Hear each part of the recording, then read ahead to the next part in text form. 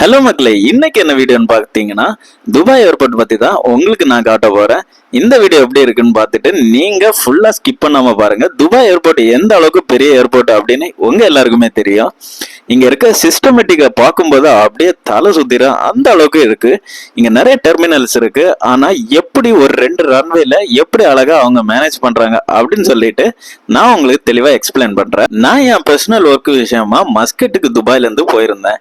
So மஸ்கட்டுக்கு போறதுக்கு நான் choose பண்ணியிருந்த ஃப்ளைட் தான் இந்த ஃப்ளை துபாய். அதாவது துபாய் ஏர்போர்ட்னாலே எமிரேட்ஸ் அப்படின்னு சொல்லிட்டு, எமிரேட்ஸ் தெரியாதவங்க யாருமே இருக்க வாய்ப்பு இல்லை. இங்க சர்வசாதாரணமா A380 எமிரேட்ஸோட ஃப்ளைட்டை நம்ம அசால்ட்டா பார்க்கலாம். அது ஏறுறது இறங்குறது எல்லாமே வேற லெவல்ல இருந்துச்சு.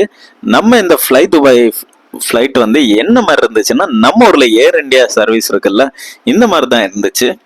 இந்த ஃப்ளை துபாயில எனக்கு பிடிச்சிருந்த விஷயம் என்னன்னா, நாங்கள் ஒரு ஆஃப்டர்நூன் போயிருந்தோம். ஸோ எங்களுக்கு ஸ்நாக் எல்லாம் கொடுத்தாங்க. அதாவது ஃபுட்டுக்கு பதில், அதாவது 1 hour ட்ராவல்னால ஒரு காம்ப்ளிமெண்ட்ரியா டு ஒரு ஸ்நாக் கொடுத்தாங்க. சுமாராக இருந்தாலும் நம்ம அந்த நேரத்துக்கு பசிக்கு ஒரு ஆறுதலாக இருந்துச்சு.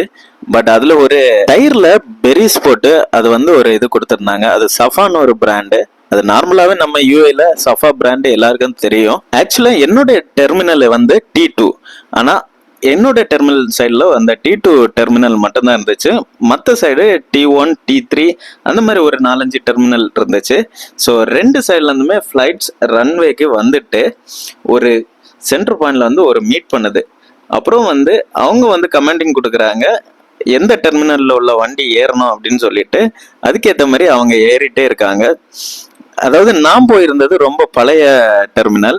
ஸோ எனக்கு வந்து அந்த எல்லாமே பஸ்ல தான், மோஸ்ட்லி பஸ்ல தான் எல்லாமே ஃப்ளைட்ல கொண்டு ஏத்துனாங்க. நீங்க பாத்தீங்கன்னா தெரியும் இந்த வீடியோல, ஃப்ளைட்டு நம்ம ஒரு பஸ் ஸ்டாண்ட்ல நிக்கிற மாதிரி வரிசையா அடுக்கி விட்டுருக்கோம்.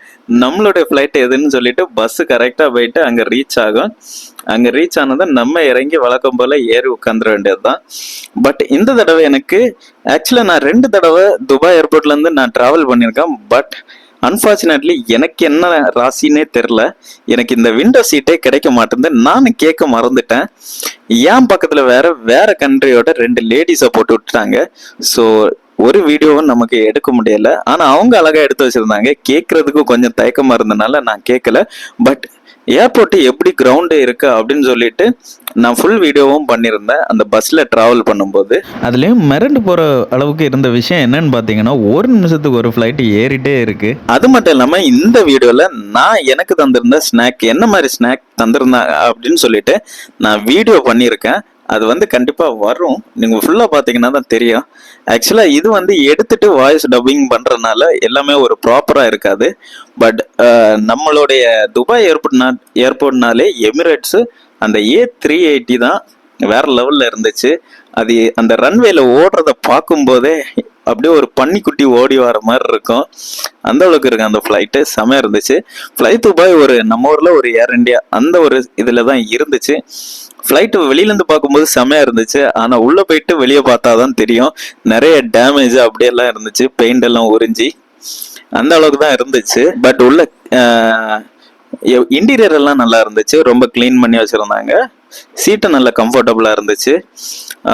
நாங்கள் ட்ராவல் பண்ணது வந்து போயிங் வந்து 737-800 அப்படின்னு சொன்னாங்க. அந்த கோட் நம்பர் தான் ஃப்ளைட்ல இது பண்ணாங்க, அனௌன்ஸ்மெண்ட் பண்ணாங்க. நம்ம ஊர்ல எப்படி ஏர்போர்ட் சர்வீஸ் எல்லாமே ஏர் இந்தியா எடுத்து பண்ணதோ அதே மாதிரி இங்க வந்து டிநாட்டா அப்படின்னு சொல்லிட்டு ஒரு கம்பெனி தான் வந்து கான்ட்ராக்டிங் பண்ணிட்டு இருக்காங்க இங்க உள்ள ஏர்போர்ட் சிஸ்டமேட்டிக் எல்லாத்துக்குமே.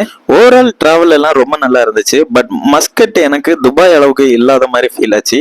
அதாவது யூஏலே ஒரு பேசிக்கான ஒரு சிட்டி எப்படி இருக்குமோ அந்த மாதிரி தான் கன்ஸ்ட்ரக்ட் பண்ணி வச்சுருந்தாங்க. ஒருவேளை நான் ரொம்ப டீப்பாக போகாதனால எனக்கு அது தெரியலையா இருக்கலாம்.